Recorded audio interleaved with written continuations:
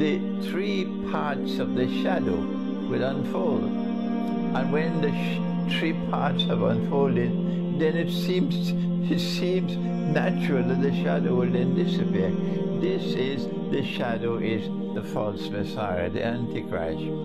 That the Antichrist's trademark are the three parts of his shadow, after which he will appear in person as a Jew, as a young man, powerfully built with the curls, the sideburns of the two, and he will appear in Jerusalem eventually, declaring that I am the Messiah. This is very well known to my listening audience. So I hold the view that in the first part of the shadow, not the first part, within the first part, let me repeat it one more time. Within the first part of the shadow, we saw the emergence of Pax Britannica.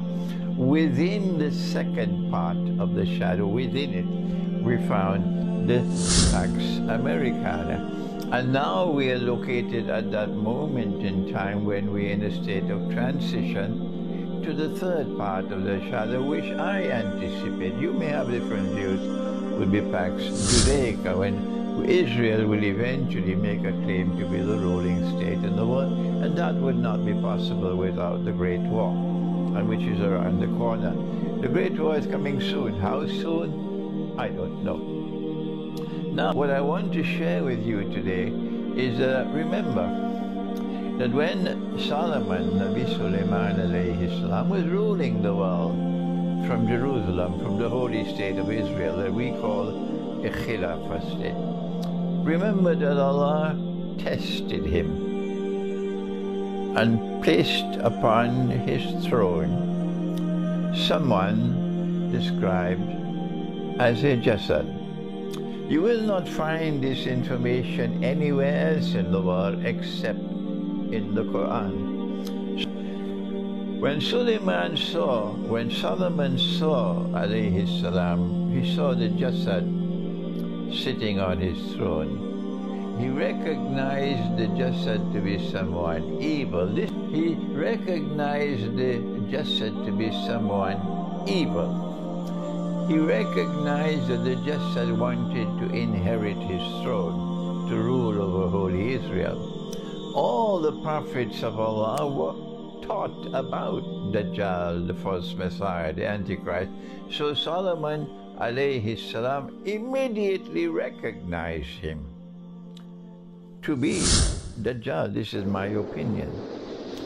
And he then made a prayer, a dua to Allah. And then he said, he prayed to Allah that none should be able to inherit his throne after him, and that there should be no kingdom after him which can compare with his. And then Allah responded. Shortly after Solomon alayhi salam died, the kingdom collapsed and has never ever been restored since that day. Today's state of Israel is certainly not a holy state of Israel. Rather, it's a blood-stained state of Israel with enormous oppression in it. I'm interpreting the Quran, but I have the right to do so. And if my interpretation is correct, it will survive. I will leave this world, but it will remain in the world because it will be truth. And if I'm wrong, tomorrow it will be forgotten. So I have the right to interpret. But when we interpret, we say Allah knows best. So if I am correct that the Antichrist is a jasad, what are the implications? I have attempted to analyze the implications of the word jasad, a body without the soul that we have, a human soul.